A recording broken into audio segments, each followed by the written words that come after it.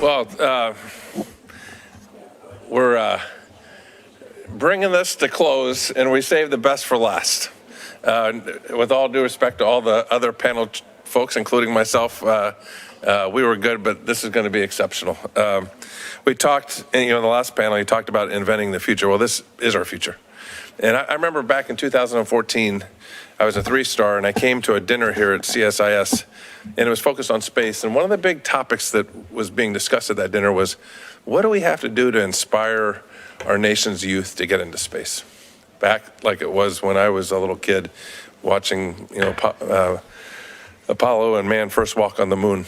I will tell you, I have gone all across the country talking to universities. In my last job, would have parents come up to me all the time saying, my son or daughter doesn't want to join the military, but boy, they want to go in the Space Force. And I said, well, we are the military. But we are attracting now incredible talent because of the excitement of what's going on in all the sectors of space, whether it's national security space, whether it's civil space, or whether it's commercial space. We're lucky to have a panel of young talent in each of those sectors. And Clayton, I'm going to turn it over to you to lead the way, but thanks very much for being here. Thanks, Chase. My name is Clayton Swope. I'm the Deputy Director of the Aerospace Security Project here at CSIS. The panel right now will bring some junior members of the national security space community to provide their perspectives on the U.S. Space Force and opportunities and challenges that they see and the impacts that they can have going forward. I think when we were back just now in the green room, we were listening to Gwen Shotwell speak, and the one thing that I noted and I wrote down was that, to Carrie's question about how can we motivate the next generation to stay involved in space and be a part of Space Force, and this is the future, is what I wrote down. I think we all agreed that that's a very simple answer. It would be the same answer probably someone gave 5 years ago before Space Force existed. It would probably be the same one someone gave in the 1960s, why they would be involved in space.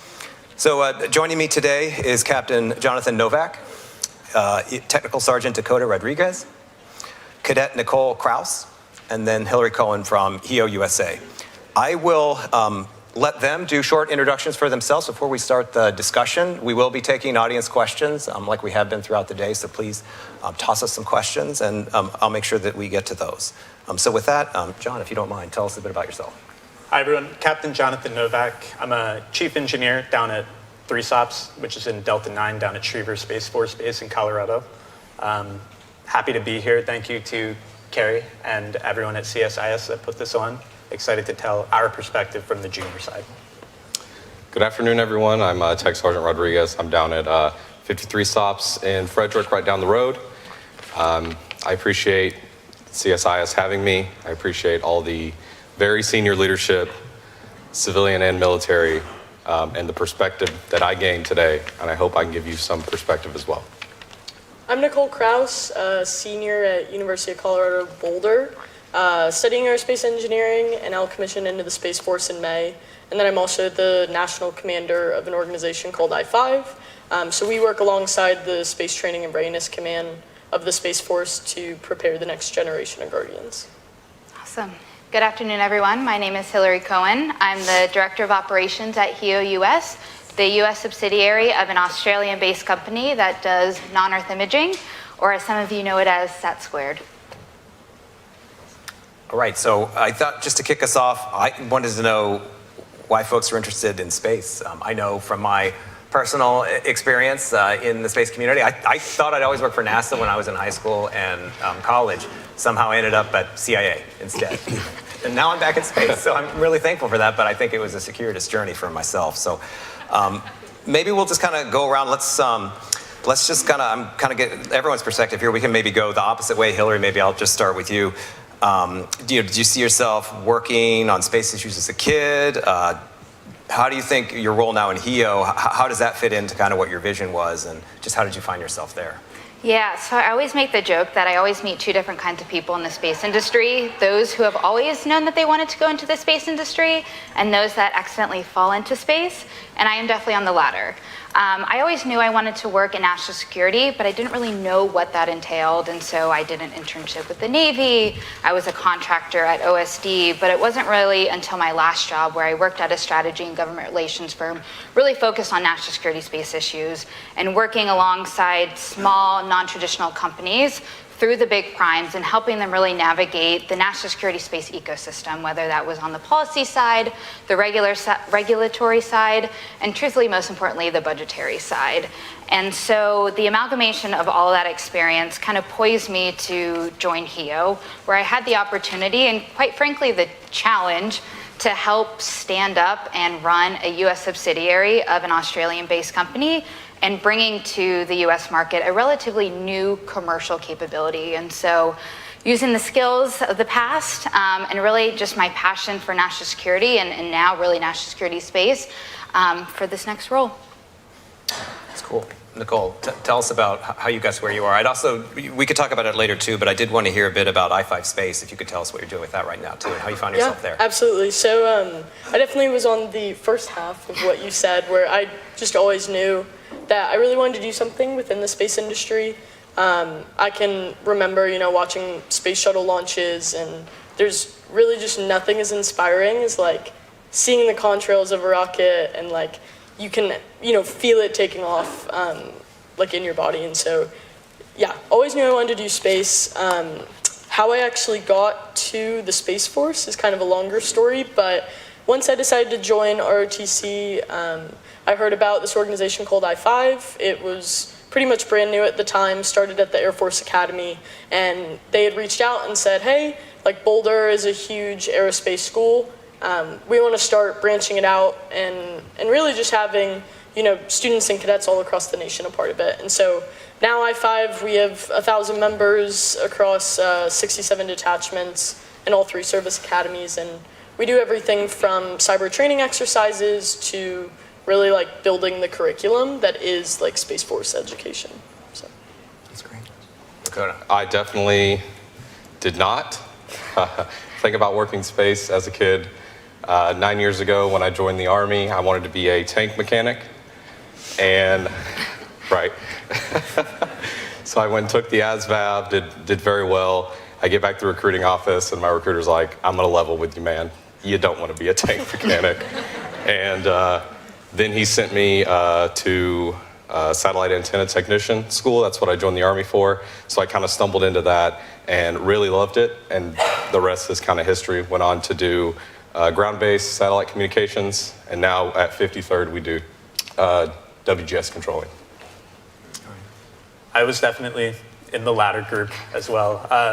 My family had always been serving. My grandfathers on both sides were in the Army. My dad was enlisted in the Navy. My brother's enlisted in the Navy. My brother's at the police department. My sister's at the NSA. So service was genetically embedded in me, but I had a pilot slot all through the academy up until just a few months before graduation. In fact, I knew from doing cadet space operations, they give you a tour of Schriever, and I knew one thing for sure. I had one Space Force truth in 2018, that I was never going into the space career field.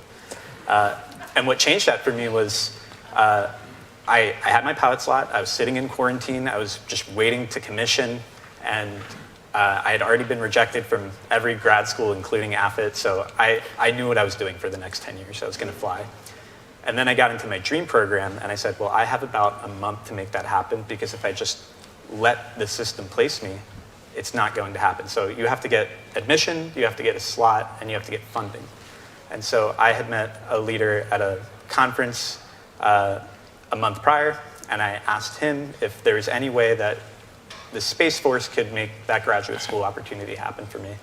And he replied a little bit later. He said, John Ciebelo, comments from your future boss. And it was just a message from General Raymond and said, I will make that happen. And then not only that, but I'm sitting there in quarantine, bored as all, and I get a call, and it's General Raymond, and he says, you're taken care of. Is there anything else you need? And for me, that was everything. It's one of those moments in time that you just have a freeze frame of, because that was what the Space Force was going to be to me, that no matter how high up or how low you are, they can take care of you on a personal level. And so why I signed up for the Space Force is totally different than why I choose to stay. And it all comes back to that moment. Yeah, John, that's a really good, I think, segue into what I was going to ask next, which is kind of about what do you see now, and how does that match your expectations of what you expected when you started? So to me, one thing that you said that struck me is that it's a community, and you saw community when you started.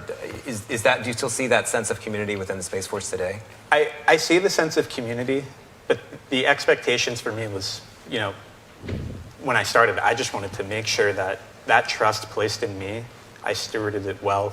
And for me, that was just taking advantage of that opportunity in grad school and doing well there.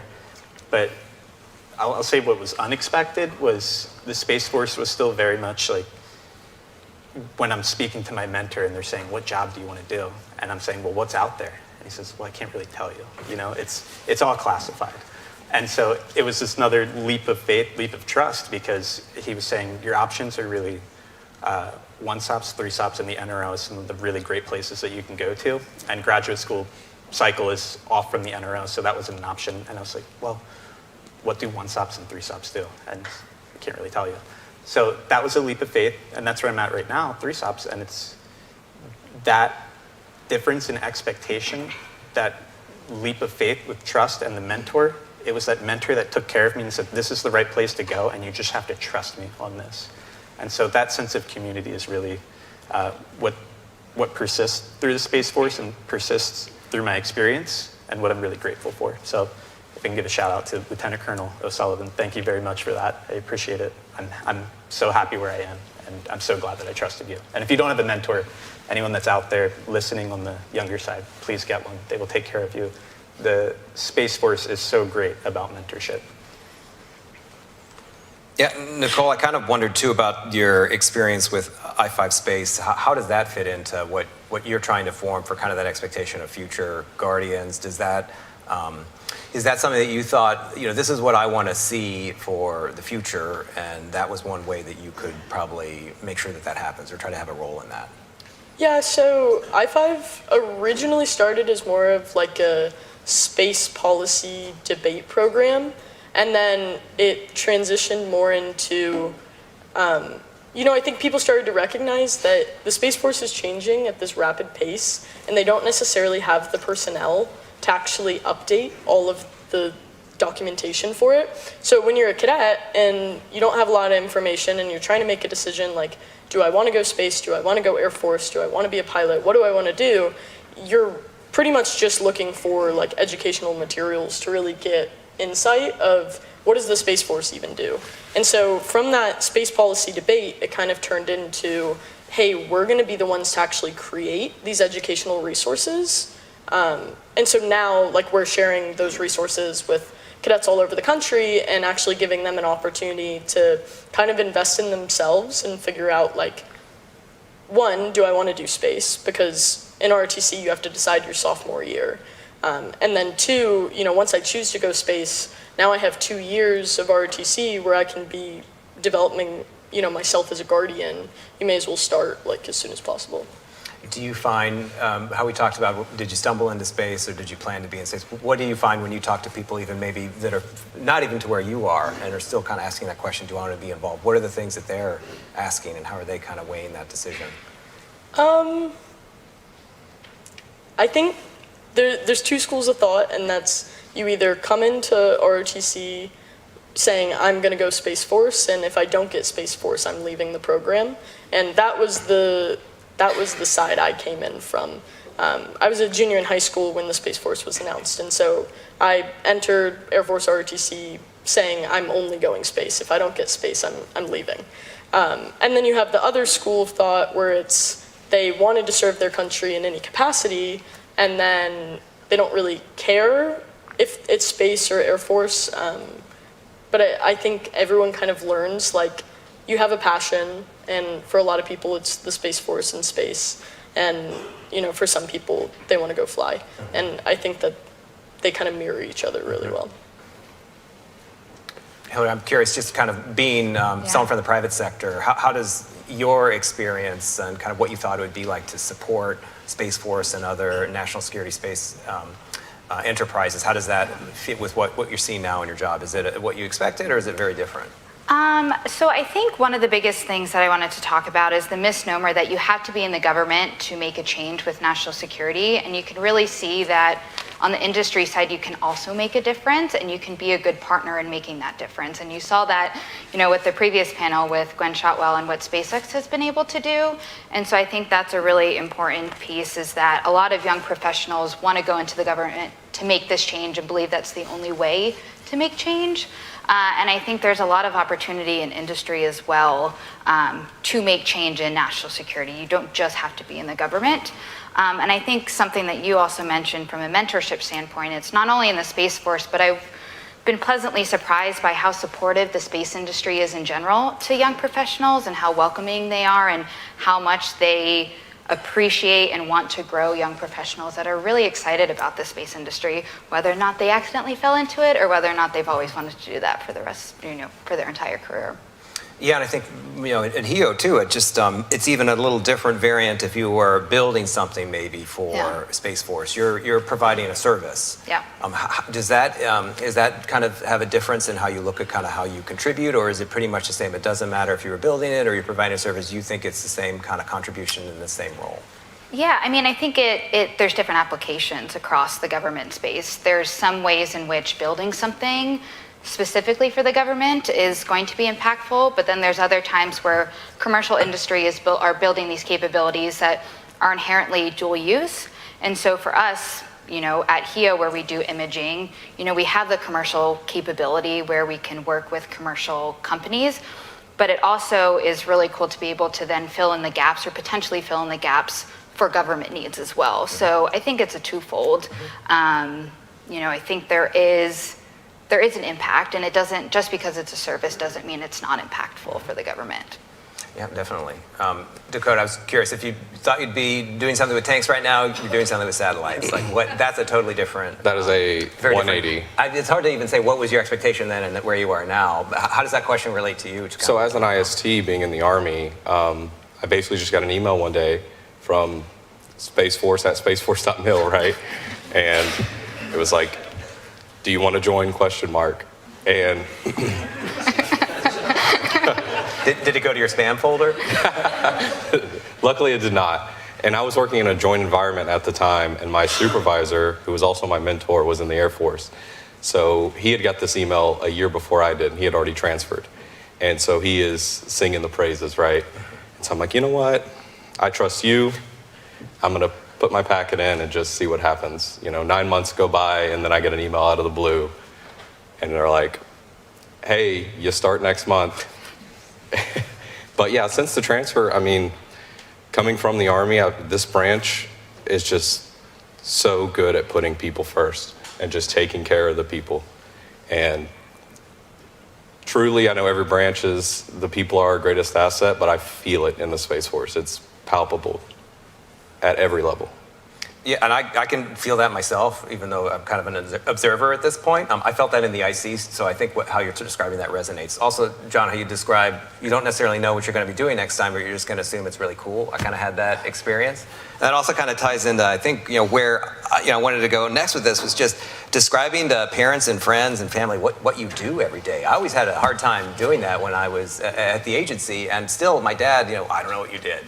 I remember one time I took my parents to go to CAA headquarters for a visit, to get to go to the museum and the gift shop. We are literally walking into the front where the seal is. And my dad says, I thought we were going to Langley. I'm like, we're at Langley. He's like, you said McLean. I was like, this is it, Dad. There's nothing else to see. If this is exciting to you, I'm sorry. Then you're going to find the rest of the place really boring.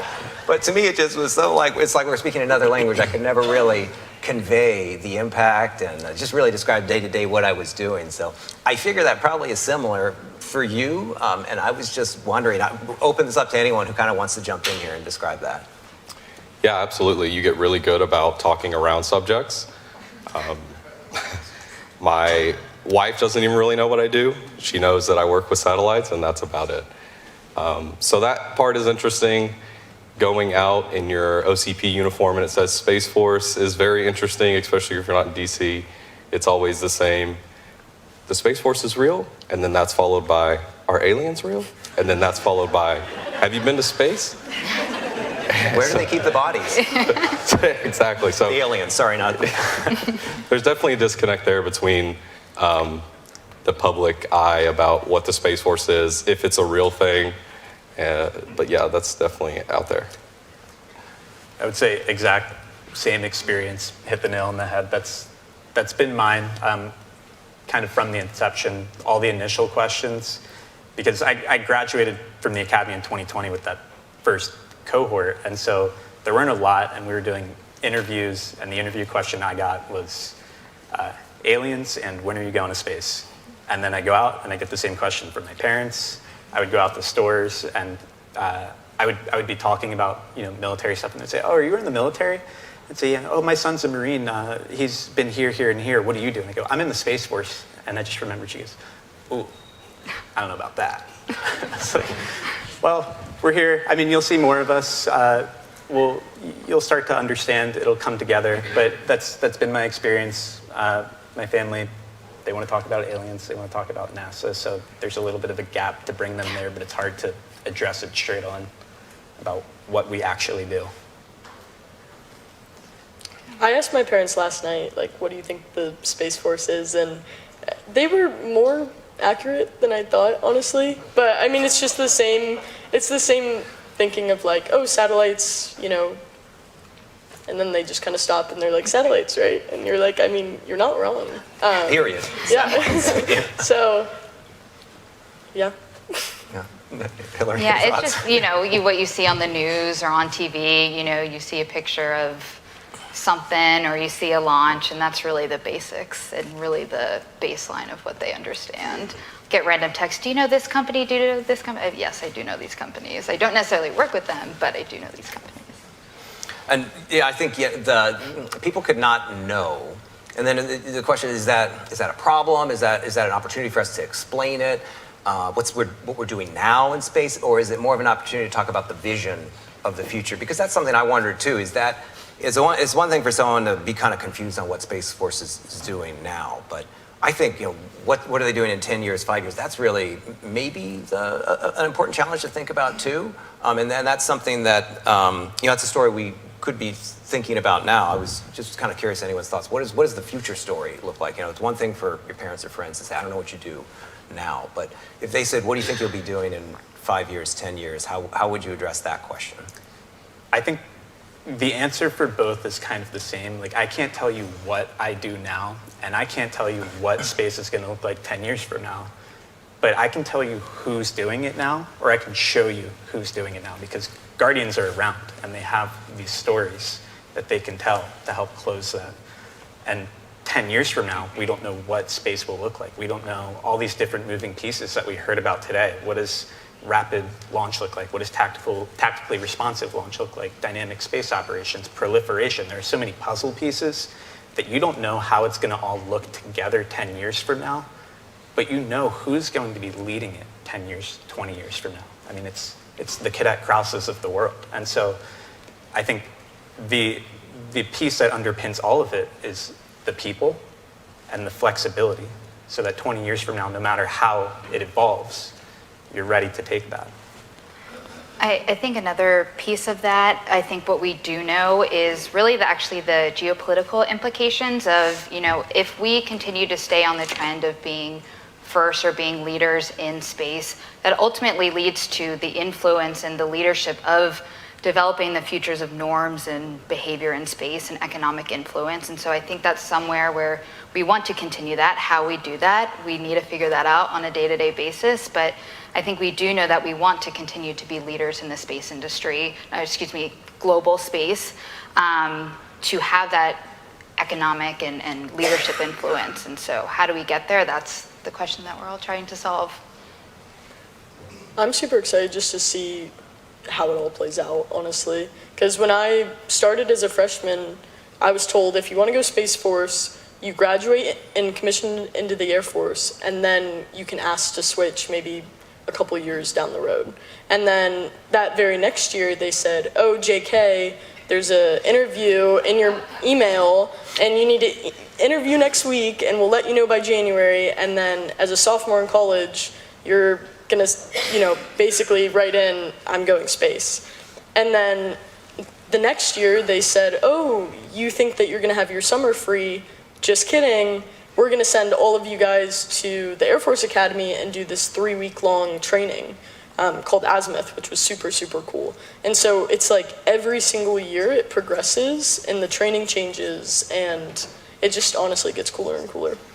Yeah, and I was thinking as you're talking, I was also thinking about a tank. So really, in some ways, the tank hasn't changed since it was first rolled out in World War I. A lot of how the tank works is really similar to that. If you think about even a ballistic missile submarine, that looks kind of like what it did when the first one rolled down the slip into the water. But space does look a lot different, even in 5 years. And thinking if you had said 6, 7 years ago, there are going to be thousands of satellites that one company operates in low Earth orbit, I think a lot of people will be like, how's that going to work? Could you have one rocket that could put you're talking about blue whale into orbit? Well, that's probably not going to happen. And just that's happened very rapidly. So, and I'm going to get this confused, and I hear this. It's the nature of war doesn't change, and the character does, or it's the other way around. Character doesn't change, and nature does. So I feel like whatever it is that doesn't change about space, it's still cool. It's the future. We think there's going to be a lot of more opportunities in space. But like how we do that just feels like it does evolve. I don't want to say a daily basis, but it's pretty much really daily. Quickly, yeah. And so like that's to me, strategic foresight. What am I thinking that looks like in 5 years? And I guess you're right. We're just kind of guessing and going along with the flow. And maybe that's is this what makes space so interesting, really, that we don't know? It might not look the same next year. Is that good or bad? I was thinking about this. I think Todd Harrison said it when he said there's going to be this whole generation of Space Force that has only ever known this, that has seen like what they were talking about earlier in the day. And that's kind of the exact case that we're in right now. P-LEO isn't really a new thing to me. I've only ever known P-LEO and protect and defend and dynamic space operations. Like that is all my reality has been since I commissioned. I've never known this old way of doing it that, some of the other conversations are about how do we shift our thinking. My thinking never had to move. It's where do we go from here? That's one of the special things, I think. And that's not just my case. That's everyone that joins that I see. So all the lieutenants are going to have that same idea. They're born in this ecosystem and that kind of environment.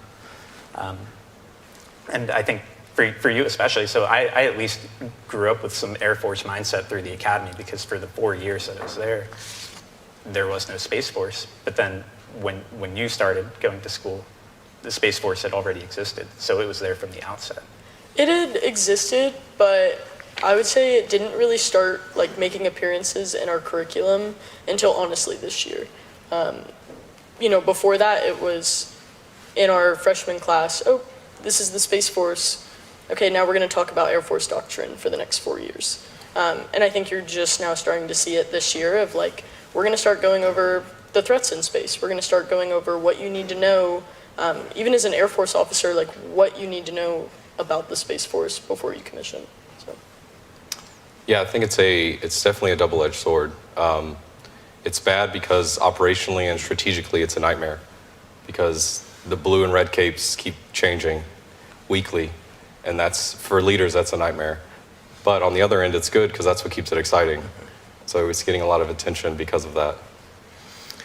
And I have a question. It's from Seamus Daniels. He's a colleague here at CSIS. And I think it kind of fits into this, how space changes so frequently. I think looking at the conflict in Ukraine and what's happening in the Middle East right now, that's opened up a lot of eyes to space and the value of space, not just the government-run capability, but a commercial service. Something that maybe, surprise is too strong of a word, but just the prominence of space in conflict right now.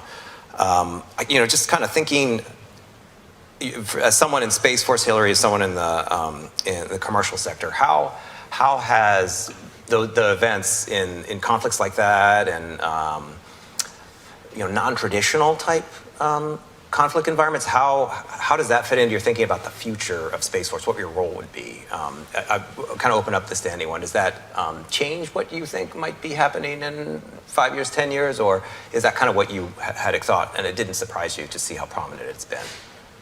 I'll take the first crack from the commercial industry. I just think it shows the value of commercial industry in these conflicts, and I think, the norms are ever evolving and ever changing, and the way in which we view the future of warfare is going to change. And, you know, we saw what commercial was able to do to expose this in an unclassified way, which was something traditionally we haven't been able to do.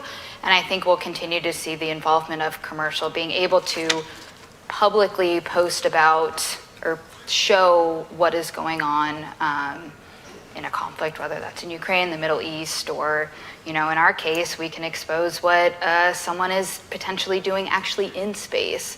And so I think there's a lot of different ways in which we can help from the commercial side, not only inform or help the way in which warfare is changing, but also have the public understand what's going on as well and keep them informed.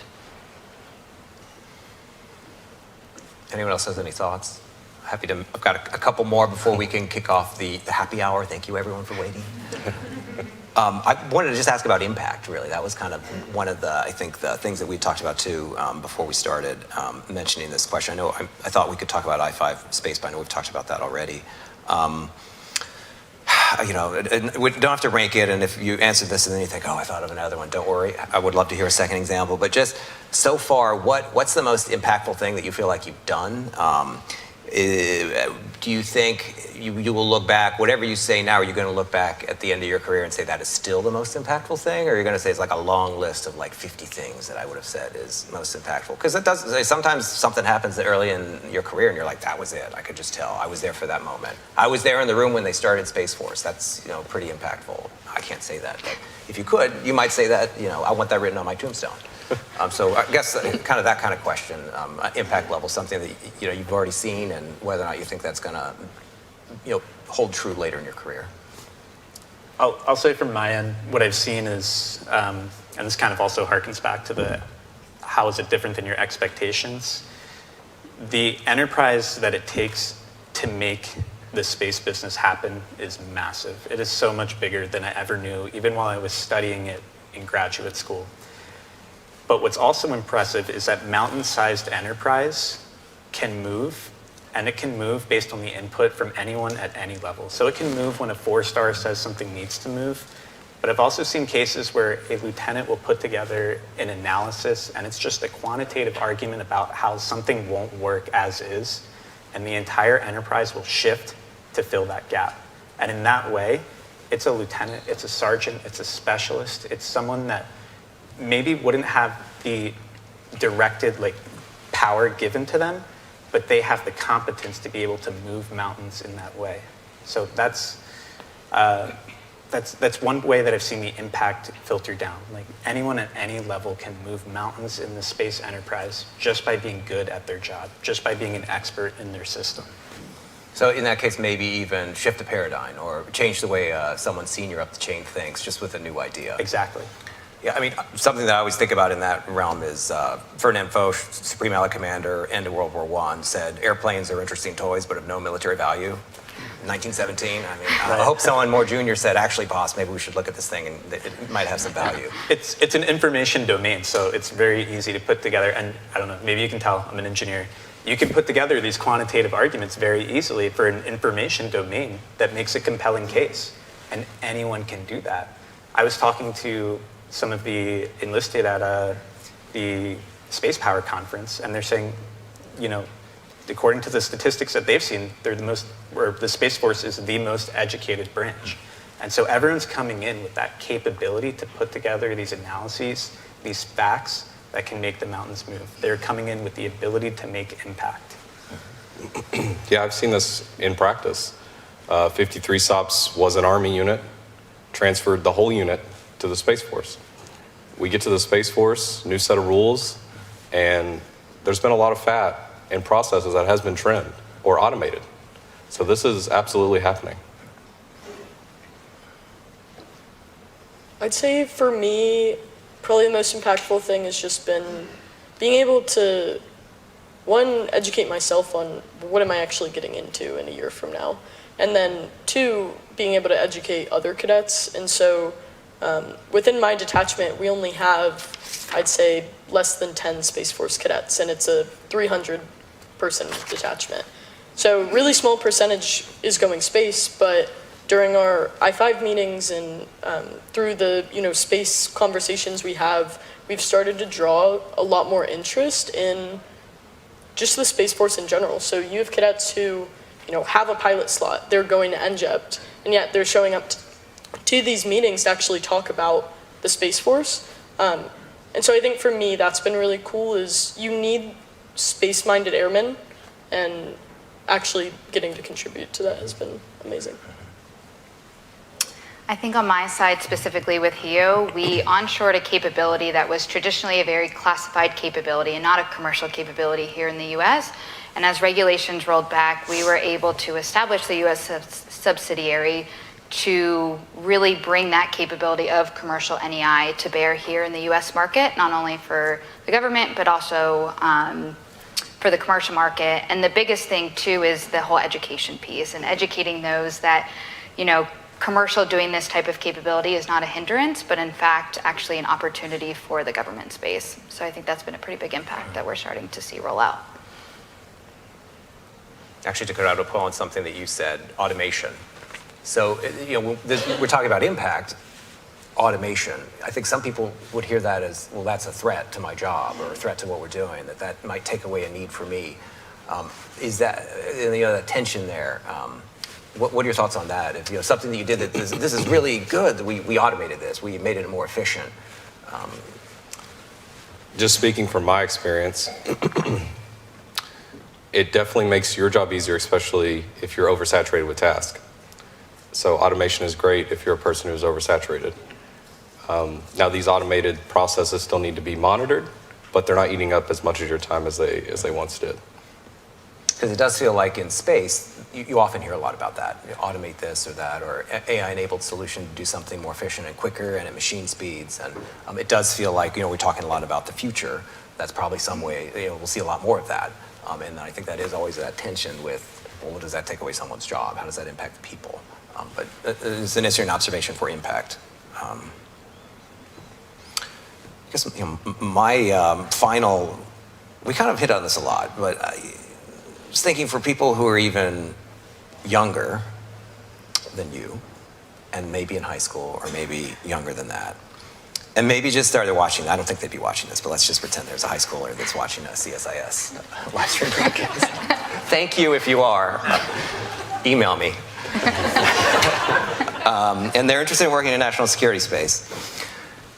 So we've already said we don't really know what it's going to look like in 5 years, but it's going to be cool, and it's the future. And maybe there's going to be some automation and AI, so a job that exists today might not exist in the future. There's a lot of impact. You'll have it right off the bat. Are those the type of things you would tell them? Is there something else? You probably get this too, often get questions, well, what do I need to do to get to where you are? What could I do now? Someone in high school maybe. I'm sure a lot of people in this room get questions like that too. Personally, hard for me to answer. Different even places in your career on the stage now. So might have different answers here. So I'd really love to hear all of you. Like, what does that advice look like for someone asking? What should they be doing now? How should they be thinking about their next few years and their next move, particularly if they want to go into the Space Force, if they want to go in the military, but industry as well? I'll start.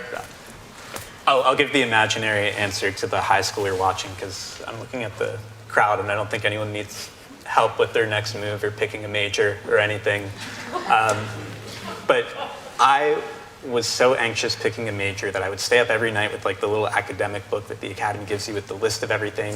And I was in my sleeping bag on the floor because I didn't want to mess up my Sammy bed with like a flashlight, just reading through it, trying to plan like, what's my next step? What do I do? And I did that for months because I could not figure out what the next step should be. So instead, I started working backwards from, well, where do I want to end up? And then what logically flows into that and what flows into that? And it was this breakthrough that it doesn't really matter. It will get you there. Just do what you're interested in. So do whatever major you want. But also, if you're looking at space, like you said, you went to the career fair and you were looking at NASA, you were looking at the intelligence agencies. I wasn't really looking at the IC. I thought I was going to work at NASA, hands down. You weren't looking at the IC. This happened. But there's civil, there's military, there's commercial, there's all these options. And I would focus less on what option you want to take and focus more on who you want to be. Like I was saying, the future should be, we don't know what the future is going to look like, but you know who's going to lead it. So that would be the advice I would leave with you. Focus less on what you want to be, focus on who you want to be. Is some of it just luck?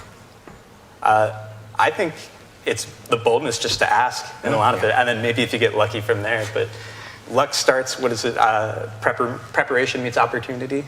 So Yeah. it's half the equation. If anyone has any final questions, by the way, don't forget, scan it, ask. Please, anyone else's thoughts on advice for high schoolers?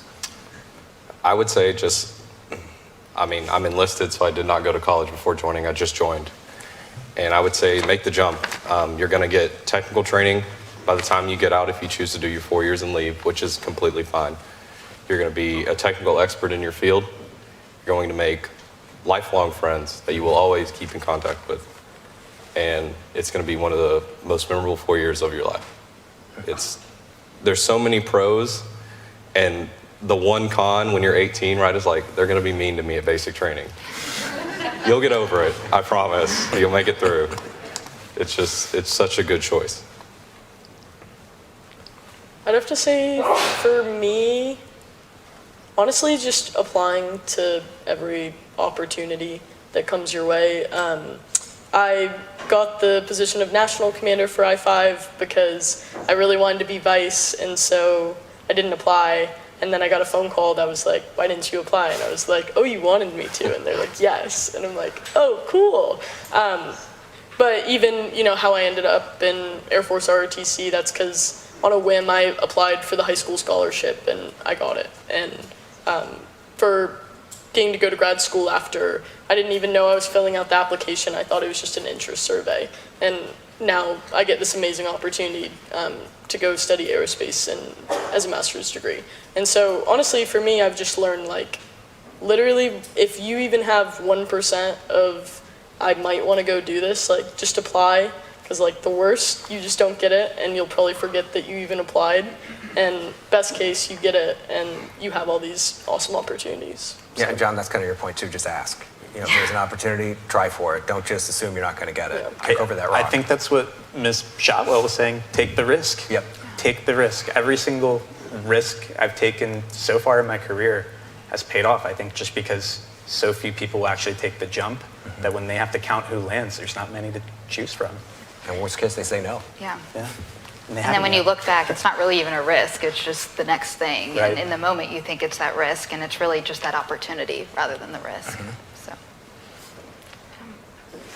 I want to hear your thoughts, Hilary. Oh, no, I was just, to echo all of what you guys are saying, it's the drive and really, putting yourself in the right position where it's okay if someone does say no, but I think a lot of people are going to recognize if you are passionate about something or you are driven, people are going to notice that. And so that kind of formulates into the whole luck thing. It's not all luck, it's also the people around you who are going to help put you in that next position. And whether you're in high school and you're going into college, what are those opportunities in college? And all you had to do is start with asking a professor, and a professor can acknowledge that passion and may or may not be the right person, but can lead you to the next person. I think that's where you have to start somewhere. And so vocalize it, being open with it, and just not being afraid and taking that risk / what you want to also call opportunity.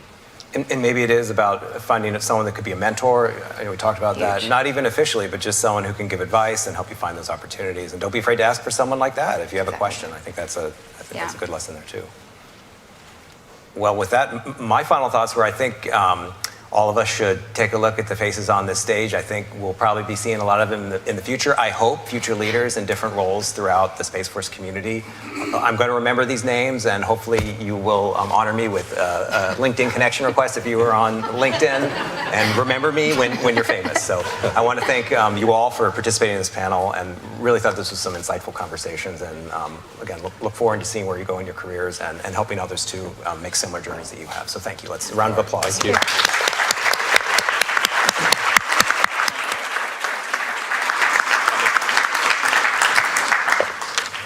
Done. Okay. Now we can just go out the way. Thank you. Right. What a great way to end a day of celebration. I love the answer. I only know P. Leo. This was inspiring. It's inspiring to know that we have public servants and civilians that want to commit to our nation and that are passionate about space and security. Thank you all for joining us today. I hope you found the discussions substantive and thought-provoking.